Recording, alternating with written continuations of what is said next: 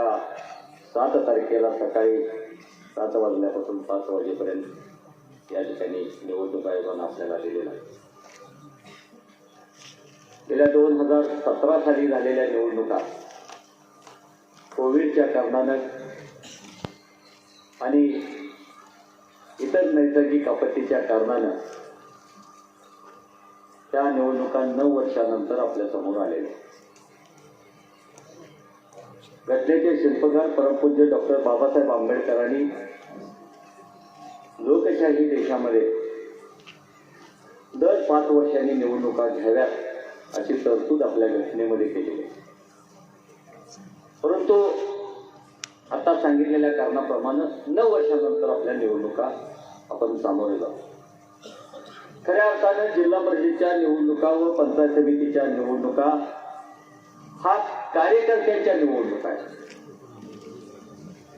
त्या कार्यकर्त्यांच्या निवडणुकीच्या माध्यमातून उद्याच्या सांगोला तालुक्याचं किंवा ज्या मतदारसंघातील तालुक्यातील, राज्यातील असतील, देशातील असतील तिथलं नेतृत्व ठरवण्याची प्रक्रिया या लोकशाहीच्या उत्सवातून होत असते. मी तुम्हाला एक विनंती करायला लावलेला आहे. माझी पत्नी सौ संगीता नंदकुमार शिंदे या जिल्हा परिषदसाठी उमेदवार आहेत. त्यांचं चिन्ह आहे नारळ आणि त्याचबरोबर दुसरे माझे सहकारी धनाजी पवार यांचं चिन्ह आहे छत्री. नारळ आणि छत्रीच्या समोरचं बटन दाबून उद्याच्या 7 तारखेला तुम्ही प्रचंड मताने आम्हाला विजयी कराल असं कळकळीत आणि नम्रतेचं आवाहन करण्यासाठी या खंडात गावामध्ये आम्ही आले. हे आवाहन तर आम्ही नेमकं कशासाठी करावं आणि तुम्हाला मत तर आम्ही कशासाठी मागायचं. तुम्ही दिलेल्या मताचं रूपांतर, दिलेल्या संधीचं रूपांतर सर्वसामान्यांच्या लोकांच्या करता करण्याची जबाबदारी तुम्ही या नेतृत्वांच्यावरती देत असता. सर्व जाती धर्मातील घटकाला बरोबर घेऊन राज्य सरकारचा असेल, केंद्र सरकारचा असेल, जिल्हा परिषदचा असेल, सर्व निधी आपल्या शेवटच्या घटकापर्यंत पोहोचवण्याची जबाबदारी या लोकप्रतिनिधीच्या माध्यमातून आपल्याला करावी लागते. आणि हे करत असताना नेमकं करल कोण आणि नेमका कोणता उमेदवार हा शासनाच्या योजना आपल्यापर्यंत पोहोचवू शकतो याची खात्री तुम्हाला झाली पाहिजे. म्हणून आम्ही विनंती करायला असताना एक शेतकऱ्याचा मुलगा ज्याला शेतीतच ज्ञान अवगत आहे किंवा ज्याला त्याची सर्वसामान्य कुटुंबाची त्यांची नाळ आहे, त्या व्यक्तीत जे काम करू शकतात त्याच्या बाबतीत माझ्या मनामध्ये कुठल्याही प्रकारची शंका. मी शेतकरी कुटुंबात जन्मलेला व्यक्ती आहे आणि सामाजिक चळवळ आणि राजकीय चळवळ मी माझ्या परीने माझ्या ताकदीनं पुढे नेण्याचं काम या सांगोला तालुक्यामध्ये गेले 20 ते 22 वर्ष मी त्या ठिकाणी करत आहे.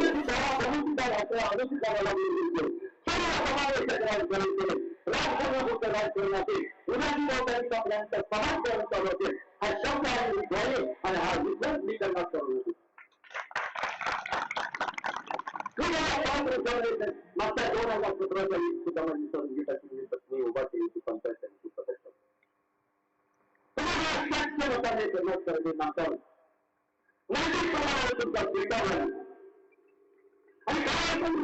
नैतिकतेने तुम्हाला गेल्या 5 वर्षाचा कालखंड असेल आणि त्यानंतर 4 वर्ष वाढली असतील.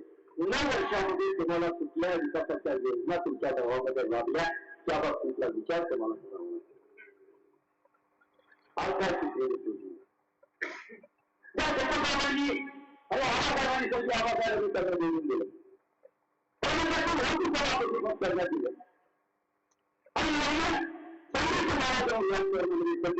त्यांनाच तुम्ही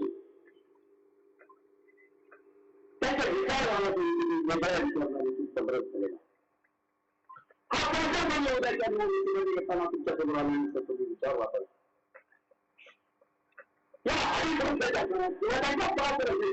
काय गावाचे प्रश्न सुटलेले नाही, गावाचे रस्त्याचे प्रश्न सुटलेले नाही, गावाची प्रश्न सुटलेले नाही. योजना तुम्हाला या राज्य सरकारच्या केंद्र सरकारच्या माध्यमातून तुम्हाला सगळ्या शक्य होतं त्या ठिकाणी तुम्ही काम केलं नाही. वेगळ्या भावनेने तुम्ही ताकदीच्या जोरावर पैशाच्या जोरावर तुम्ही समोरच्या लोकांना विकत घेण्याची दिशा वापरताय. 1500 रुपये तुम्हाला समाज मित्र विचार करायला सांगणारा समाज आहे. हे विचार म्हणून दिलं जातं त्याला संधी दिलेला आहे. हे विचार म्हणून दिलेल्यासाठी आवाजावरती दिलेला आहे. त्या विचारांना चाललेला हा स्वरूप आहे. आणि या विचाराची चळवळ या ठिकाणी चांगली उत्पादनामध्ये जिवंत करण्याचं काम ही जबाबदारी जबाबदारी फक्त दिसत आवाज डॉक्टर बाबासाहेब देशमुख कसे देऊ शकतात त्या बाबतीत म्हणून मी तुम्हाला जास्त काय बोलणार नाही. आज प्रचाराचा शेवटचा दिवस आहे. आज संध्याकाळी 6 वाजता देऊ शकणार नाही. तुमचा विचाराने मी मित्र होतो म्हणून मी एवढीच जाता 5 वर्ष माझं काम बघतो. तुमच्या कुठल्याही आत्मसन्मानाला ठेच पोहोचण्याच्या प्रकारची गोष्ट माझ्या हातून होणार नाही. एवढं तुम्हाला या ठिकाणी आश्वासित करतो. आणि माझी पत्नी संगीता शिंदे यांचं चिन्ह आहे नारळ आणि माझे दुसरे सहकारी धनंजय पवार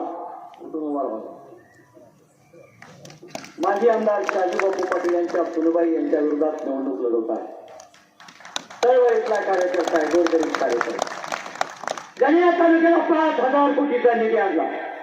आणि 5,000 कोटीचा निधी कोणत्या माध्यमातल्या कुठल्या कंट्रोल्सच्या घशात घातला. आणि त्याच कंट्रोल्सची माणसं आज त्या ठिकाणी तुम्हाला विकत घेण्याची भाषा वापरताय. तुम्ही जर या 5,000 कोटीचा निधी उभा केले असते, तुम्ही जर या 5,000 कोटीचे रस्ते टाकले असते तर ही वेळ आज समोरच्या उमेदवारावर आली नसती. म्हणून मी तुम्हाला सळसळीत आवाहन करतो.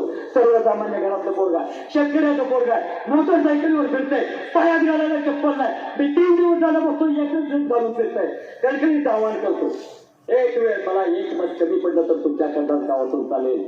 पण माझा धनंजय पवार हा सहकारी जास्तीत जास्त मताने तुम्ही या खंडात गावामध्ये मतदान करायची अपेक्षा या ठिकाणी व्यक्त करतो.